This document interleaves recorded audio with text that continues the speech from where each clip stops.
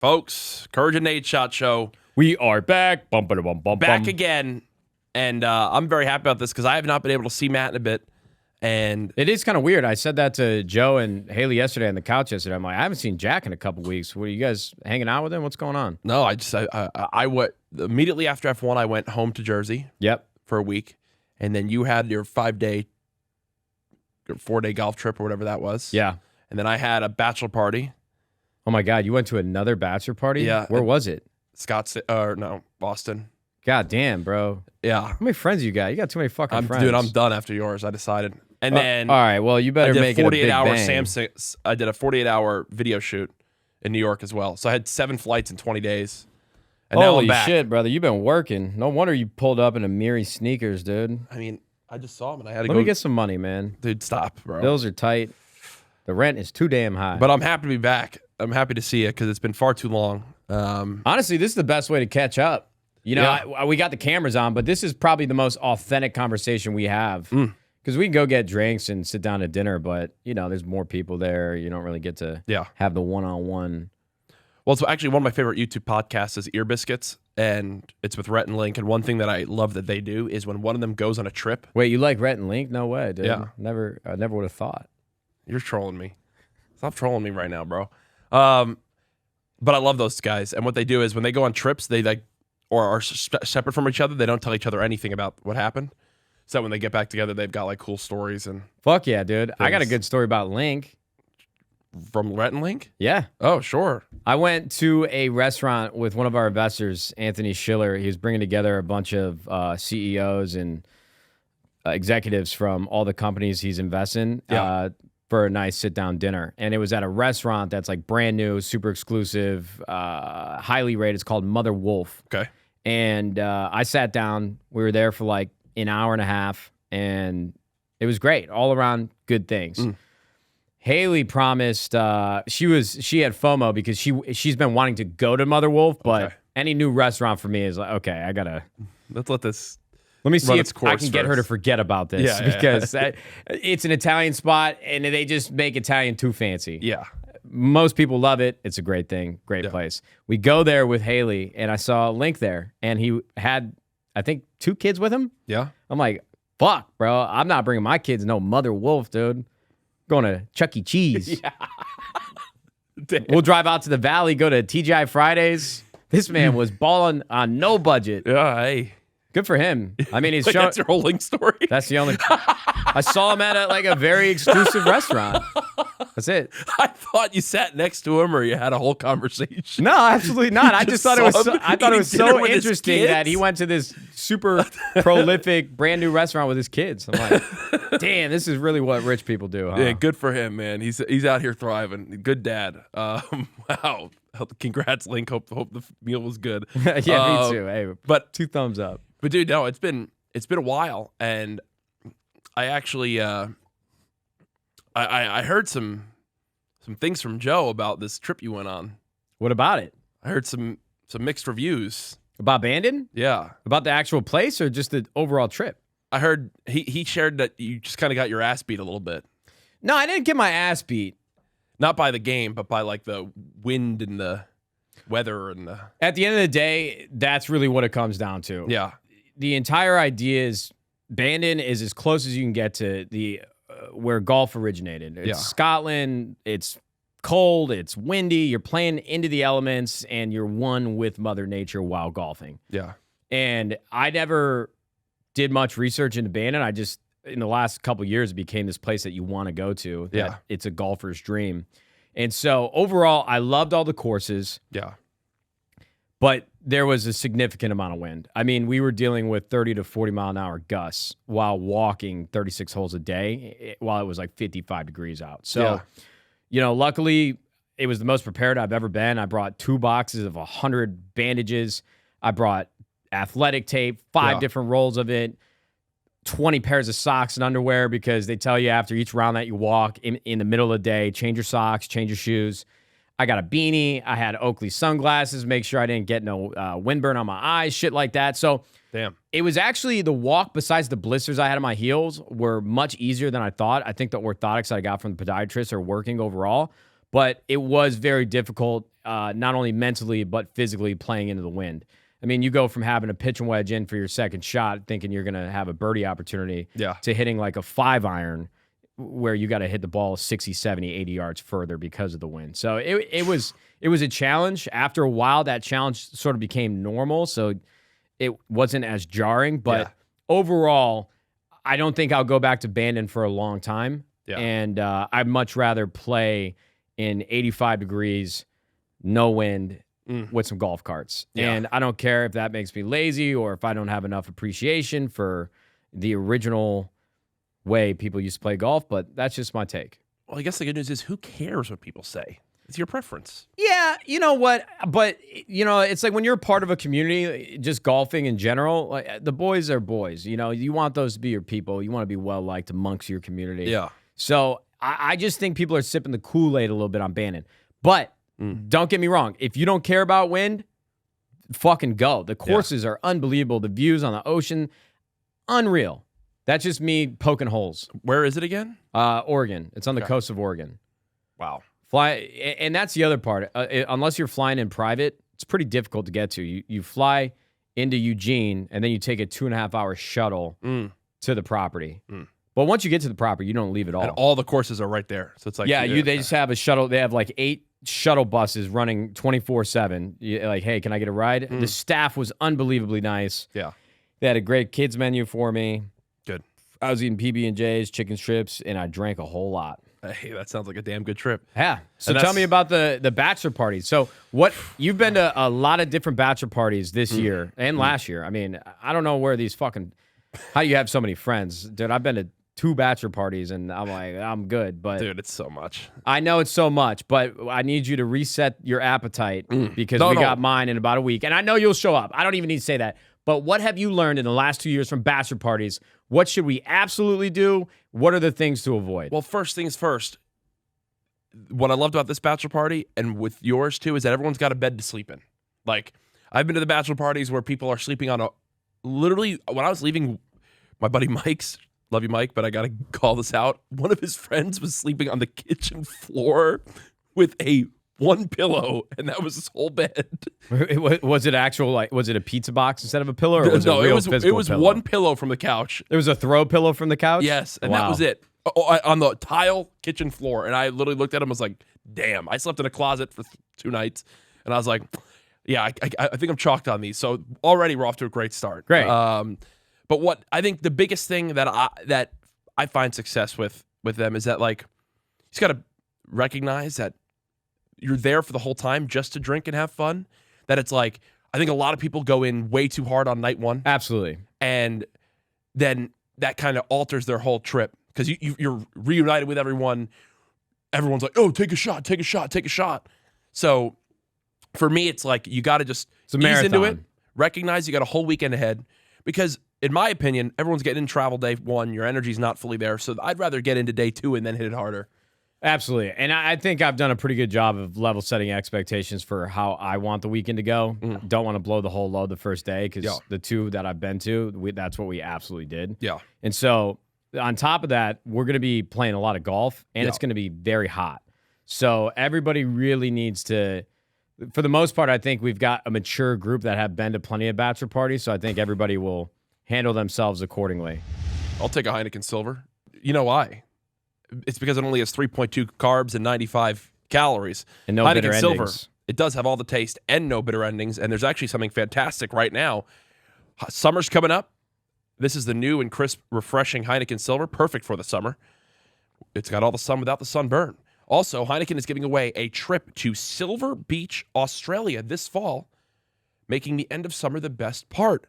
Go to Heineken.com/summerofsilver for a chance to win the grand prize trip or hundreds of other secondary prizes all summer long. No purchase necessary. Must be 21 plus to enter. Please enjoy Heineken responsibly. You know what? It feels it's really a testament to spending more time with our partners because after going to F1 and Heineken just throwing us an unbelievable experience for an entire weekend, I just want to scream from the mountaintops about how great Heineken Silvers actually are. Yeah, no, they were fantastic to be around. I mean, they treated us so incredibly well. It felt like hanging out with family. like genuinely hanging out with family. And that's a hard thing to do when people are first meeting for the 100%. first time. But I feel like if you're working at a beer company full time, no matter what department you're in, you got to be a pretty cool fucking person. I don't think you would last long at a place like this if you weren't great to have around. Personable, yeah. I mean, I know I'm saying it was like to be around family, but I think you share that sentiment. Like meeting up with certain people from the Heineken team, I'd see him, and by the end of the weekend, we already had inside jokes. We were already going, "Oh, how was the rest of last night?" You know, yada yada. Like it was by Sunday, we were giving hugs and kisses goodbye. I was like, "What is?" I feel like I'm leaving like my uncle's lake house when I was growing up, where I was saying goodbye to family, going back home to Jersey. Yeah, that's a beautiful thing. I completely agree. I'm excited for the crew we have, and I'm most excited for the fact that I know that like when I shut my door at the end of the night, I'll be able to get some good little bit of sleep to bring reset. that white noise machine, brother. Oh, it's coming. I'm bringing 2. Yeah, smart. So I can drown that place out. Yeah. If I hear Fwizz's voice just rattling through that house. Oh, dude. Don't even get me started. He's got 2 kids. He's going to be on another level. You said Fwizz's voice. It's yeah, it's like PTSD, little tick. Oh, We got the only people I'm worried about are Hector, Bose, and Scump because they don't golf. And I'm going to send one last text today and let them know, like, hey, listen, at the end of the day, if you don't want to come, I won't be upset. I'm on it. I'm even, if they end up coming, I'm thinking about cutting the 36-hole day in just 18. Or I feel bad. I have a crazy idea. Let people play the 18, and if some of the group says, oh, let's play 18 or not even that, just let them chill at the house. Yeah, I just want everybody to have a good time. I just don't want, for somebody like Hector who travels 24/7 and has been around for a very long time, especially not a big drinker, I just don't want him to feel like we're holding him hostage. You know, you're in Scottsdale for 3 days. I know he can tolerate it. We haven't seen him in so long, though. I know, but I know Hector pretty damn well. I know where his head's at. And he already he alluded to trying to get out of it when I went to Dallas. Oh, really? Well, you know what? I've got duct tape and rope. We'll make sure he stays. Yeah, dude. We'll take him back to them Juarez days. Oh, God. Yeah, there you go. From, you know what? You know, like that one? Yeah, that doesn't know how to fly. Yeah, no, what? It's a very tough place to live. I was going to say, then he probably knows. I can't. Okay. I can't, bro. I can't. It's too damn early. Oh, but I'm so amped to see those guys, man. It's going to be fucking great, brother. I'm right before Champs, too. That's the other part here that's kind of difficult to wrap your head around because Scump and Hector are going to be doing a watch party, I would imagine, at Vegas. So we leave Scottsdale Monday, and then they basically have to be in Vegas. They might as well Wednesday. not even go home. Yeah, I mean they just hop on a flight to LA, come stay with us. Yeah, we got room. I mean that. Wait, are you in your new house yet? And end of June. End of June. Okay, it got pushed back a little bit. You guys with? Well, I got the house, and then I gave the guy a 2-month lease back to stay there for 2 months to find his next place. Is he paying you? No. Yeah, you can't get no money in a lease back in this market. Yeah, but it's just pro move to wait till it's painted to move in. We were living in the house when they were painting each room, and it was just like a really big hassle for 2 weeks. Yeah, no, I don't want to have to deal with any of that. So they're going to do it. Furniture's already started to arrive. Like the old 100 Thieves house dining room is just going to start being furniture that we get in because I'm working with this interior designer. I'm very blessed to work with him, and the family friend, and he's getting it all set up. So we're getting there, bro. We got we're in a great part of our life right now where some of the biggest decisions we make are about the couches that we buy. It's crazy. And this is so Haley's going on her bachelorette this weekend, and I was trying to finesse how could figure out how to get a new couch into the house, which is nearly impossible for some of the brands we're looking at. But right now we're in between 2 couches. Okay. And I'm curious if anybody in the comments has experience because I have traveled all around every part of the internet looking for proper reviews on Reddit, blogs, YouTube videos. We're in between the Crate and Barrel Axis couch right now and the Love Sack Sactionals. I've heard good and bad things about both, but I might somehow be able to finesse getting a Love Sack Sactional into the house before Haley gets back. Whoa. But I just want to make sure it's definitely an investment for sure. What are you guys going to do with the old couch now?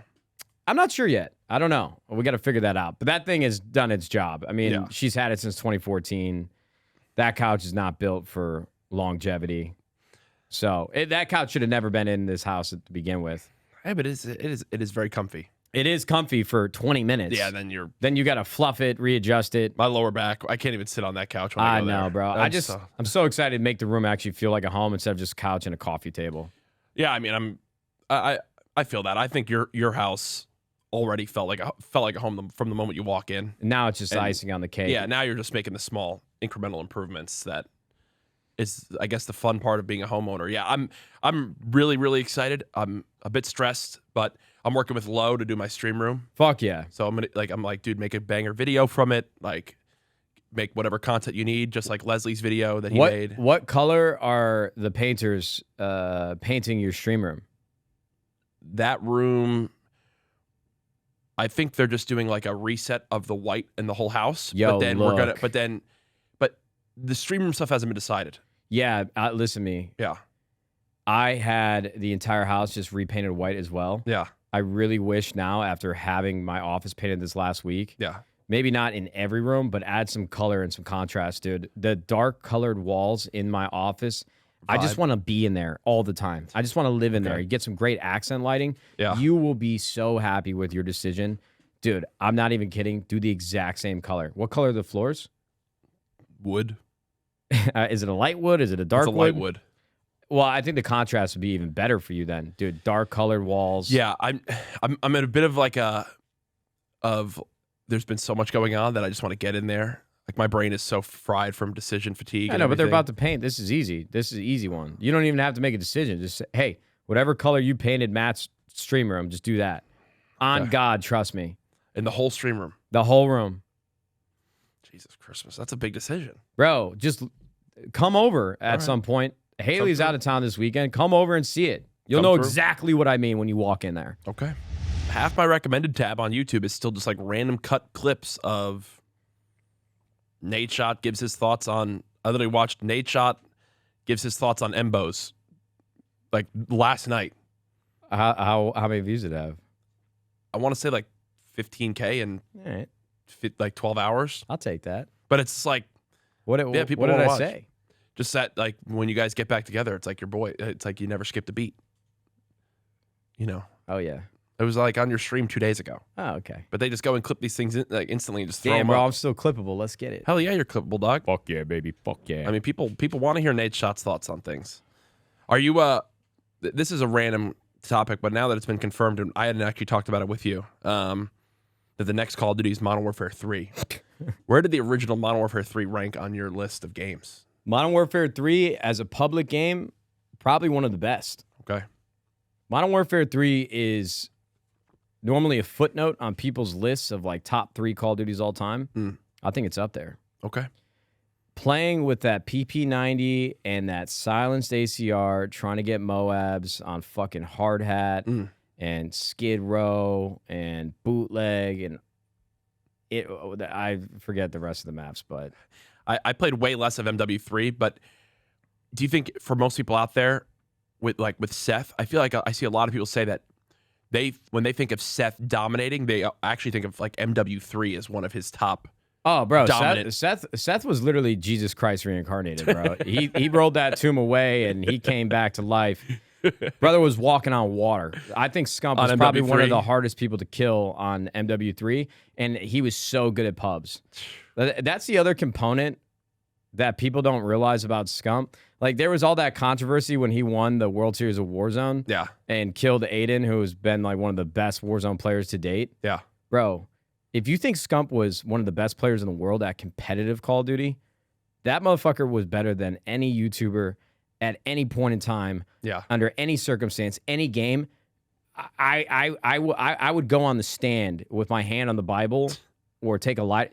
I don't think people realize how good Scump is at public match games. Yeah. And MW3, bro, he was just throwing up Moab after Moab after Moab. So, and that was always like his, at the end of the day, like he was scrimming and doing competitive stuff. That was like his side thing. Like he wasn't even doing pubs. It wasn't like he was, there's certain times where these YouTubers use like a certain cheese setup. He was just using whatever the meta was in comp and just wiping brother, it would lobbies. It would honestly made me self-conscious and turn me manic when we lived in the OpTic house, and he would just spend one game to get a YouTube gameplay, and I'd have to sit there for like 2 hours just trying to get something in pubs. His brain just works a certain way. Yeah. It's like him and Damon. Yeah. Like, I don't understand why they're so good at what they do, but their brain is just programmed a different way, like built for Call of Duty. Dude, I was watching a clip of Damon after OpTic's obviously rough weekend. I didn't even do nothing, Yeah, man. that was killing me, bro. He's like, I like watched 4 scrims. Like, I'm like, dude, I just know Damon. Like, I just laugh because I just think of Damon like on Rust, where I tune into his Rust stream, and like on Twitch, where it shows how long he's been live. It'll just be like 22 hours on Rust, and it's like the 4th day that week. And I'm like, now this dude's back to coaching Call of Duty. It's so crazy to me, dude.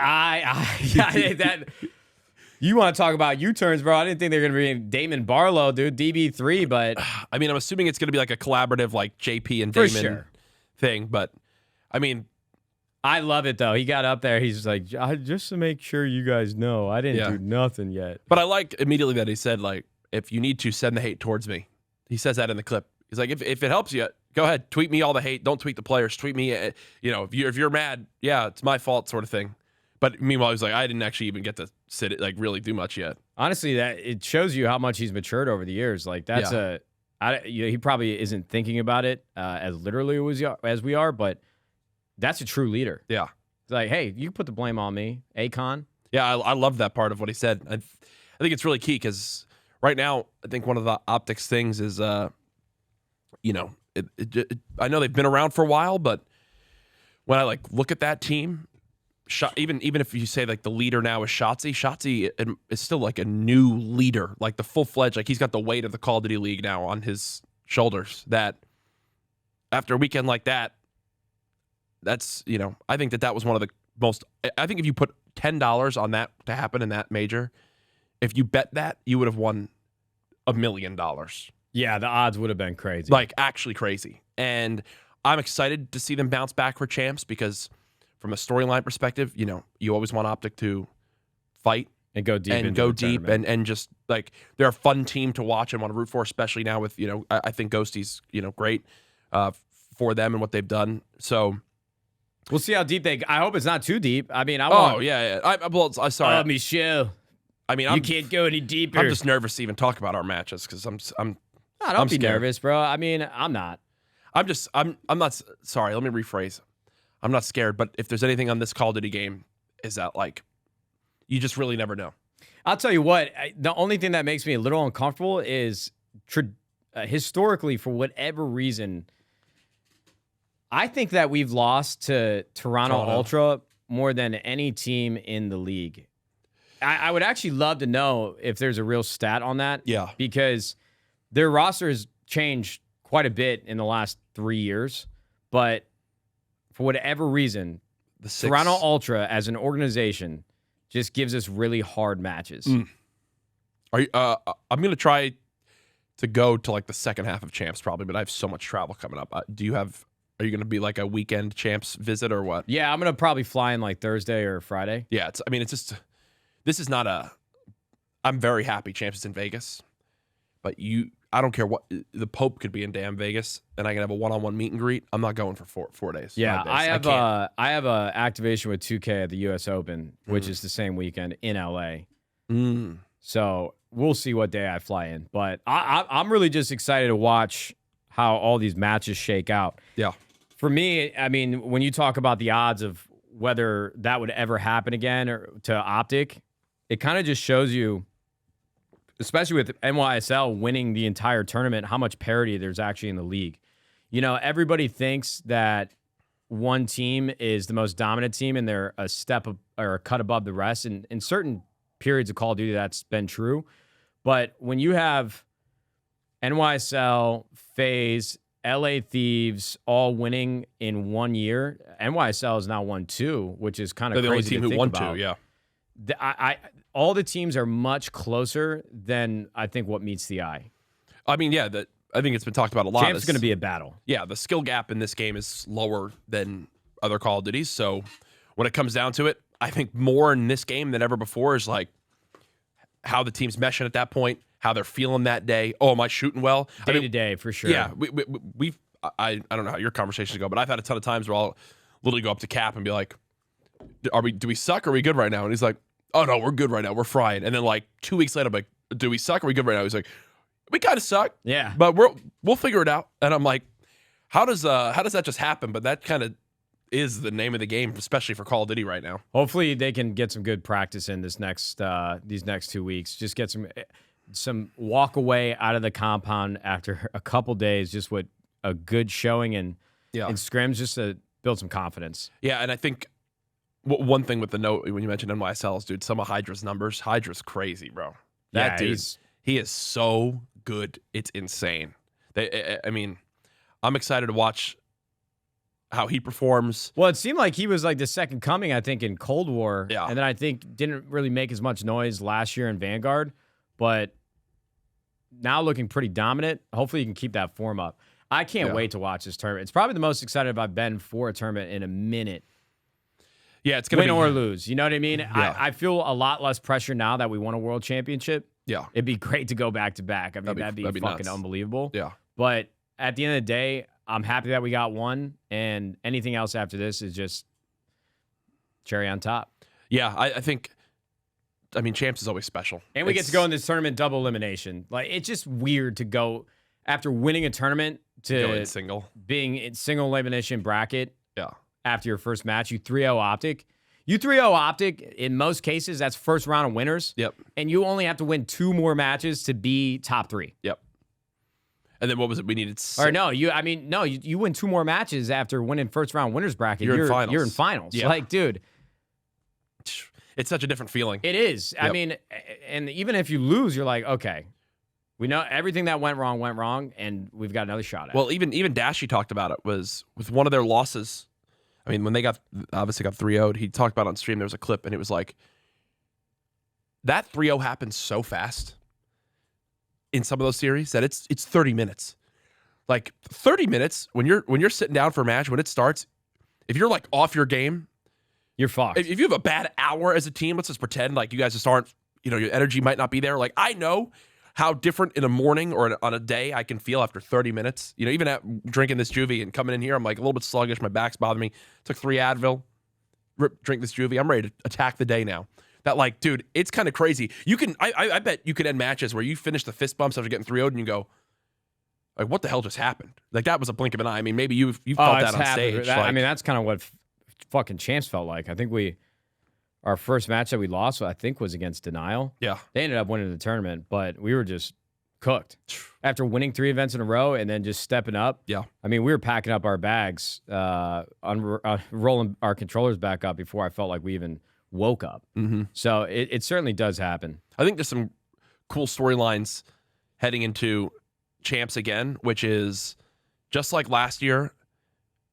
One thing we really talked about the LA Thieves is like, whoever, like, if we won Champs, I know it's always like, oh, they were the best team of the year, but it's up for grabs for who the best team to end this year is, overall, just like last time. So if you win Champs, I think it's immediately a staple. Yes, Champs is the biggest thing, but in years past, it's like, oh, they win 4 events, but not the big one. Did they just have a bad weekend? Are they truly the best team, whoever won Champs, versus the team who won 4 of the LAN events? Whereas this year it's been split so much that it's still up for grabs. Obviously seeing how OpTic can bounce back. Are subliners able to do it again? Can LA Thieves go back-to-back? FaZe has always been right there. They just can't shut the door. Even this past weekend, up 5-2 in that search, and then they lose 6-5, is FaZe there? So for me, I'm really excited. I think the biggest thing I'm going to miss out on is... I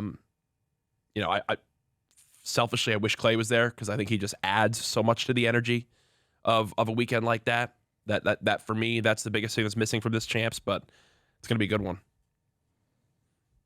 Poor Censor, man. With what I saw some roster stuff happening. Bro, Boston Breach has brought up 3 players that Censor has like brought on to that academy team. Yeah. To play on the main roster. And they brought somebody up for Champs. They're subbing out Vivid, bringing in this kid Snoopy. Bro, I genuinely believe their best decision going forward. I mean, I know shit. I know absolutely nothing about this kid Snoopy, and he might be like the second coming. Who knows? Yeah. If I'm the GM, bro, I would have brought Censor up for Champs. If you're subbing somebody out, at least you've seen Censor win. I know it was a long time ago, but I don't think people understand. I would take Censor over most players to do a last-second roster swap because I know he's not going to fold when he needs to. Interesting. I didn't actually consider this. I know people are gonna call me fucking crazy, and I probably won't have many people agree with me other than Doug Censor Martin. But I've seen matches in tournaments where no matter what you think about him as an individual player, the guy just steps up. You know, and that's the biggest thing. And we talked about this yesterday, so I'm trying not too much to talk about FaZe and their performances up to this point. But some players just know how to win. And it might not come down to the stat sheet. And that's the other conundrum that you find in the Call of Duty community. People don't pay enough attention to what has happened in the last 10 minutes of Hardpoint. Like, you see the momentum shifts. You see getting spawns and slaying out, all these things. But it really comes down to the micro decisions that you watch players make on the minimap.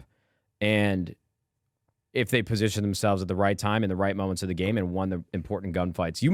You could go 15 and 23, 15 and fucking 30 in a hardpoint. Yeah. But if those 15 were the most impactful kills that you have gotten, and you're playing the map the right way, even if you're not getting the kills in the right situation that you're putting yourself in, you're still freeing up other parts of the map, other opportunities for your teammates. Like, every decision a player makes on the map impacts the other three. I mean, it's like Kenny for us. It's like with what Kenny does for our team. If you see Kenny over a 1.0 KD, I'm like, damn, he was really going crazy today. But if Kenny's playing a 0.9 and he's doing normal Kenny things, that's when LA Thieves is arguably at its best. Bro, like the amount of times you've seen 3-0 stat lines start to cut you off, like the scoreboard, they'll post on Reddit, COD Competitive. It's like, you know how many times I've seen it where it's like LA Thieves 3-0 and we maybe outslay by... Kenny's got like a 0.8. Yeah, we maybe outslay by 3 kills, but it's like they play it the right way. They play COD the right way. Well, this is what I'm saying. Yesterday was the crux of the conversation was you can't have Celium have a 1.22 after finals and lose that match. Like, 3 players on Atlanta FaZe had positive KDs and 3 players on NYSL had negative KDs. You know, you can point to the search and destroys and maybe the controls, and so the stat lines were a little off. Maybe they just outslayed the fuck out of NYSL in the hard points and beat the living shit out of them, and that's why there was such a big dispersion of comparable stats. But somebody on that team is not playing the right way. You cannot have that big of a gap in kills and performance out of individual players and not win the map. I completely feel you. So I'm looking forward to Champs. This is a really random topic change, but I got one for you. I saw a tweet yesterday that was Succession, Barry, Marvelous Miss Maisel, and Ted Lasso. 4 highly rated shows for a lot of people have all ended in the last 48 hours. Like, it is unbelievably bizarre how it all kind of lined up. Just like all ended. I need to see Succession. I need to see Barry. I don't really have much interest. Today's Wednesday, so today is the last day of Ted Lasso, right? Well, it came out last. I already watched it. It comes out at 6 p.m. PST. Oh my fucking god! So, I thought it dropped on Wednesdays. It drops Tuesday at 6 o'clock PST. Yeah, it's fucking with me knowing that I won't be able to go watch new Succession. I feel like this season came and went so quickly. I still need to watch it all. Ted Lasso is gonna fuck me up too. I'm not saying a word. Yeah, we can't speak about that yet. I'm on a big anti-spoiler barrier with Ted Lasso and the new Spider-Man now with Matt. I watched the first episode of Barry a long time ago. I need to go back and give it a shot. Yeah, I did a podcast with called Guilty Pleasures with Zach from the Try Guys and his normal crew. And yesterday we were talking about Transformers 1. It's all about what movies you love, and I love Transformers 1. Dude, Megan Fox with them thumbs, bro. She got that big toe thumb. I was mainly looking at Shia LaBeouf in the movie. He's an incredible actor. I don't think that's what we talked about. We talked about his performance was unbelievable. Yeah, I mean, bro, we spent 15 minutes just talking about Optimus Prime's final speech with the Linkin Park. I don't remember it that well. When What I've Done comes in, What I've Done, credits roll. It's badass, bro. Dude, that movie still holds up. I don't care what anyone says. It does, but Megan Fox, bro, she's so bad. But you can't have everything, dude. Well, we talked about the drama that came with that set too. That like apparently Megan mentioned that like at times she'd be like, "What am I supposed to do in this scene? Like, what energy do you want from me?" And they would just be like, "Just be attractive." And she was like, "What?" She starts touching herself and shit. Okay. Well, that's what I'd like to envision. Jesus Christ. Bro, it's Megan Fox. Like, you don't think about her in a sexual way. That's not a cut. You don't need to cut that. Look attractive. All right. Come on. Okay. I love Megan Fox. She's great. She's incredible, and I'm a big fan. Bigger fan of Bumblebee and Optimus Prime. Way bigger fan. Do you want Megan Fox or the PS4? Catch me playing. Give me the Autobot, dude. FIFA 13 on a PS4, bro. Fucking PS4. You play Warzone 2. It sounds like an Autobot, motherfucker. Bro, that sounds like lagging. a Decepticon. That sounds like the Starscream taking off as a jet, bro. No, man. A lot of good TV just ended. A lot of good movies coming. I tell you one thing that Oppenheimer. I've been watching so much more stuff again. When Maddie and I were together, she didn't watch shows, so I've been watching shows and movies like crazy. You basically got out of jail, bro. It's been pretty nuts. You're experiencing the world all things. over again. I'm like, I feel like I just got out of a hyperbolic time chamber, and it's been so much fun watching a lot of things I was missing out on. Yeah. Watched season 2 of Bridgerton, and now Queen Charlotte. I don't get the Bridgerton thing. Maybe Bro, if I it's been watched good. from the beginning, I might get into it, but It's just Haley was watching it Mm. religiously for like a week in the content house. Yeah. And every fucking scene was just softcore porn. I'm like, dude, does this show have a fucking script? Why is everybody like making out and fucking in every scene? And how is this on Netflix? And we're complaining? Bro, I don't want to watch those scenes. Like, it's either all or nothing, dude. You either give me full-blown porn or we're watching Blue's Clues. No, I mean, No in between. yeah, full-blown porn. They were or fucking, Blue's bro. Clues. Every scene. Is that what Well, season 2's like? Season 2 is way less, but then Queen Charlotte kicks back into gear. It's pretty good. Queen Charlotte, in my opinion, is the best of the 3. All right, Bridgerton so series. Jack's TV tastes lie in a range of like middle-aged woman. Well, I'm not watching them alone. Sorry. And then what else have I watched? And then, you know what movie that's from? And then no. And then. No, I know what movie this is from. And then. Is it Dumb and Dumber? No. Oh. Dude, where's my car? Oh, yeah, that's what it is. I knew it was one of those 90s. Underrated 80s. performance, Jake Gyllenhaal in Bubble Boy. That's a great movie. Dude, Jake Gyllenhaal's a fucking man. Jake Gyllenhaal's great. You watch bro. The Covenant? No. Guy Ritchie? Nope. War movie? Nope. It's fucking solid. All right. They could have shaved like 30 minutes off it. We were actually having a Doesn't conversation Hector with our love Guy producer, Ritchie? Wex. Oh, yeah. Guy Ritchie. That's Snatch. Yeah, he loves it. He With loves that. fucking gypsy boxer, Brad Pitt, dude. Yeah, I got a. You know what I watched on my flight? Oh, so you actually think this is a funny story? I had to fly back for this shoot. It was miserable, but I did it. And prior to taking off, I was like, dude, I want a movie that I can just like watch on my phone while I'm here. I went on YouTube and searched The Bronx Tale, and there is an entire perfect quality Bronx Tale on YouTube someone uploaded. I just hit download, and while I was waiting to taxi, I downloaded the entire Bronx Tale, and it was just great to watch again. An unbelievable film. Unbelievable. Bro, you know when you're like driving in the car and there's some chaos happening on the road or you're getting close to the house, you just instinctively like turn down the music. Oh, yeah. So you're like, oh, wait, I got to lock in and really think here. 100%. For some reason, I compare that to being on an airplane. When I'm watching a movie or TV show, when bad turbulence starts, I have to pause the movie. I'm like, wait, I got to pause this, dude. There's no way I can enjoy this. This is making me more anxious. Oh, for me, I like turn it up more. No, bro. I have my soundproof headphones. I have to pause it, and I just sit there with my eyes closed. Dude, this trip would have been your worst nightmare. I don't want to hear about it. Okay. The turbulence was that bad? No, it wasn't really the fact that it was bad turbulence. It could have been worse with turbulence, but it was more they needed me for this shoot in New York for an 8-hour shoot, and it was like an unmovable thing. But like for a whole 6-month deal, I had to be there for the shoot. I was like, screw it. Woke up, 3-hour Fortnite stream on Tuesday.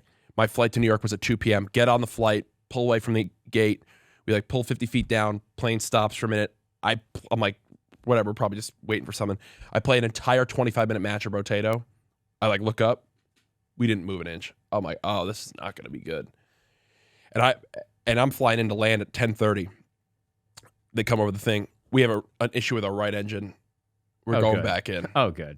We go back in. You got to be careful pounding the desk. Sorry. I kind of finesse and get a new flight.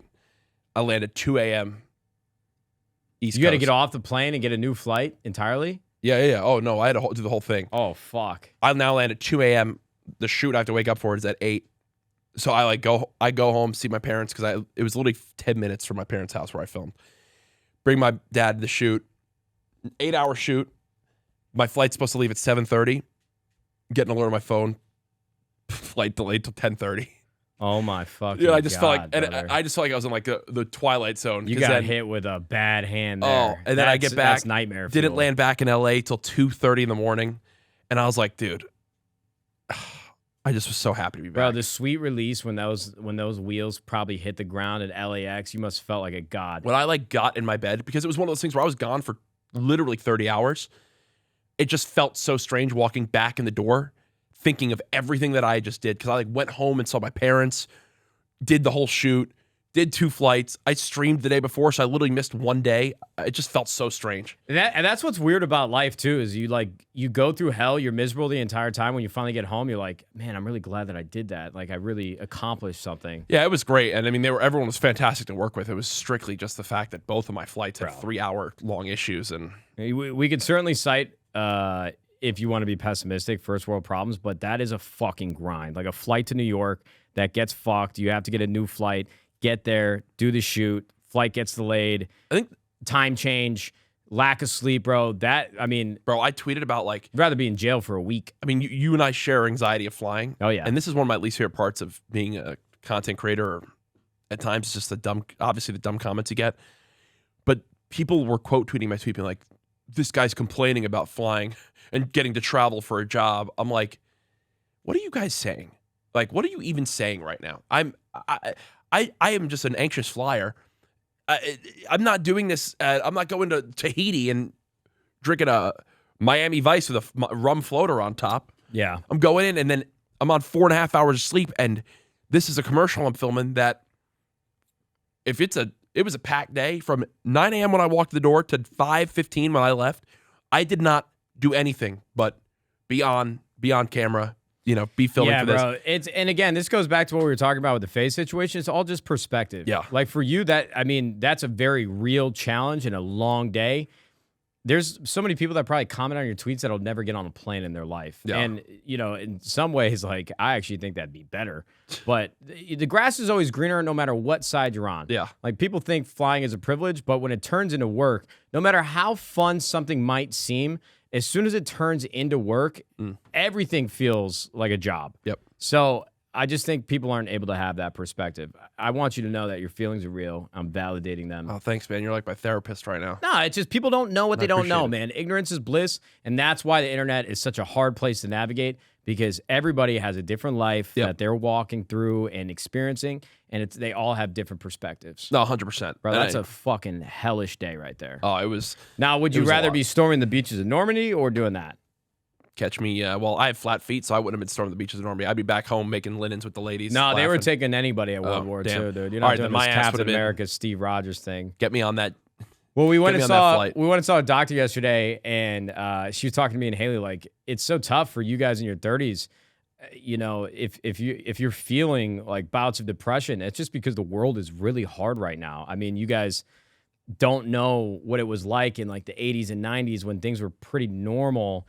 And I'm like, well, I agree, but I'd much rather have COVID and be locked down in my house in LA than like storming the beaches of Normandy. So, when she mentioned it's the the whole first 80s time and glass 90s, half full with my life, dude. when she mentioned, well, I don't think she was referencing storming the beaches of Normandy. I know, but that's why I gave her a drastic Oh, so you went even comparison. further. Yeah, I'm like, well, yeah, I would have loved to live through this period of excellence that you are claiming that the 80s and 90s were, but I'll tell you what, I'm glad I wasn't born in like the 20s and was going into World War II when I was like 18 years old in 1938. I felt that. Yeah, I'm glad that too. Wait, was World War II the 1929 to 1934 was the Great Depression, right? Yeah, World War II was after. Yeah, that was like 90 or like 36 to 45 or 30. Something like it kind of that. kicked up around there. I just want to make sure I think got it ended my in facts 45. straight, dude. Yeah. And Frank. Yeah. I just realized something. You said Haley's gone this weekend. Oh yeah. So when are you seeing Spider-Verse? That's I drama. can see it at any point. She's not going to go see that? Oh, I know. I'm sorry. Fucking we actually had an entire conversation about this. Okay. I'm waiting to see Spider-Verse until Haley gets back. Wow. We do everything together, man. Yeah, I know. I'll be honest. That's my partner. Let me completely come clean. Sorry to my friends Cole and Laz. You ditched them for the... Well, I wanted to bring you, but I could only have a +1, and I knew you wouldn't come to Spider-Verse without Haley. You know, a lot So of I want you to know that you were my first choice, but I couldn't get a +1. Dap me up, bro. First of all, I Or appreciate +2. that, but now this is the second time where somebody said they assumed they knew I wouldn't go and then didn't invite me. So both times now I still feel shitty because I wasn't invited. Well, sorry. You guys all went to Bird Street. You, Joe, Mason, Brooke, the whole 9. What are you talking about? This was like last week. That Joe was talking to me about it today or yesterday, and he's like, "Oh, we all went to Bird Street." I'm like, I can only have 6 people. So you invite fucking Joe over me and Haley? You invite fucking Brooke and Mason over me Chandler's and Haley? brother was in town. I know. Chandler and Joe is 2. Chandler's brother's 4. Mm-hmm. I had someone I brought, which is 5. So cut fucking Brooke and Mason out, dude. They don't even like that place. They weren't that day. The person I was bringing was very sick, so they were not able to come. So we had open spots, and 1 hour before I said, "Brooke and Mason, you guys want to go?" Listen, I want you to know is I appreciate the sentiment, but I am in my feelings right now. 2 things Sorry, that I man. didn't get invited to. I guess good friends are hard to find. Listen, I just know how much you care and love your fiance that you would have not ditched her. It's a testament to your love. Yeah. So maybe love her less, treat her worse. I could try. You know what? Treat her worse, I'm gonna try and then I and would not do. feel bad. But instead, I didn't want to plague you with that decision. Bro, I'm really getting fucking fleeced out here. I went and bought Haley a wedding band. The disparity in price between my wedding band and hers, I'm like, wait, hold on. So I get you an engagement ring, and now I need to shell out even more cash for the wedding band. And now her bachelorette's coming up this weekend. I got to get on top of that today because you're supposed to do a nice gesture for all the ladies there, get them like care packages or buy them dinner one night. I'm like, wait. Tell them kick rocks. Bro, I'm sure all of it will be worth it after Haley bears us a child, whenever that may be, because like what women have to go through to have a baby is actually pretty fucking unbelievable. And they're only ones that can do it, right? Yeah. But I'm over here, spending so much money. You started that by saying, hopefully one day it'll be worth it. Well, bro, It ain't worth it now. let me give you the wedding rundown, bro. It goes, you get the ring. Yeah. Okay? Okay. You get the ring, you propose, you set up this beautiful ordeal, planning, resources, time, money spent, you're good. Yep. She says yes in a perfect world, in most cases. She said yes to me, thank God. Thank goodness. You go a couple months, then the wedding planning starts, and then they start talking about how expensive a wedding is. Then as you get closer to the wedding, after making all of these decisions and all the money that you're now going to spend on this one single day, which I still can't wrap my head around. Yep. Bro, you have bridal shower. You have bachelorette. In most cases, you have 2 bridal showers because if you're living with somebody or marrying somebody that lives in LA, they probably got family back at home. So she had the bridal shower there, had to buy flowers for everybody. She comes back. We do another bridal shower. Now she goes on her bachelorette, had to get the wedding band. And now there needs to be a wedding gift as well on top of all the things that I've already done. I'm like, wait. No wonder women love weddings so much, dude. Guys are just getting fucked. I'm bent over, dude. You're on the hub right now. Oh, I'm on that Johnny Sins casting couch, brother, and he is a doctor today, Yeah, brother. he took his Cialis. That motherfucker is doing some dinosaur excavating something. I don't know. He's digging. Pathologist or some fucking paleontology. There you go. There you go. I can't We're like read. D-Wade and LeBron. I Dude, he's throwing can't out read. verbal oops out here. So, yeah, basically, what the fuck? Yeah, I do not envy that at Yeah. all. Well, it'd be another thing if like we lived in the Midwest and I had a normal job. Yeah. But she knows that I got it. And she's not bougie. That's what I love about And it. I know But where all this is taking place, and it ain't cheap. all women might their predisposition might not be bouginess and liking the finer things, but they will have bouts where they're like, oh, well, I would like something nice. And I'm a fucking pushover, and But I then want to also- shower her with gifts. And But then also, it's what you mentioned. You brought up the one statement, our one special night. That always, everything I've heard from all my buddies that planned weddings or had weddings, when it comes down to it, that always is the kicker. Where it's like you can go with the cheaper option, but this is our one night, and then it's like, well, I'll tell you what, dude. If Haley's mom wasn't paying for the wedding, we'd be going to a Motel 6 at this point. I'd be Get fine married there. at the fucking Pepsi vending machine. Y'all would have just been like, "Hey, Heineken Silver, Y'all take care of the wedding. They would do that, by the way. Yeah. Well, this motherfucker, John, when we first started working together, tried to sell my house to Rocket Mortgage. I'm like, yeah, hey, John, we don't really know each other that well, so I don't want to sound like a dick, but that... Bro, I'm about to walk into my new place, and there's just going to be a Lexus lounge in there. I'm going to be like, wait, I didn't even know I signed that. Bro, you're telling me. Guys, thank you so much for watching an episode of the CouRage Nadeshot Show. Again, Heineken Silver, proud sponsor. If you guys haven't already, head to Heineken.com/Summer of Silver for a chance to win the grand prize trip or hundreds of other secondary prizes all summer long. Heineken Silver, 3.2 carbs, 95 calories with no bitter endings. We love y'all. Yeah, and I don't want you guys to have a bitter ending, so I'm going to say this. If anybody's actually paying attention watching, I know I didn't drink this Heineken Silver. It's 9:30 in the morning, okay? Just want to be clear. But you better believe it, Matt's bachelor party. We're going to be drinking them responsibly. 7 a.m. I'm going to be up at 5, get some stretching in. You have to be up at 5? Well, I'm just going to be so excited. Oh, God. All right, well, I'm ready for it. Thank My body you guys wakes for watching. me up at like 5:45 every day. Yeah, you are a psychopath. We love y'all. It's great waking up early. We'll see you in the next one. Peace. Goodbye.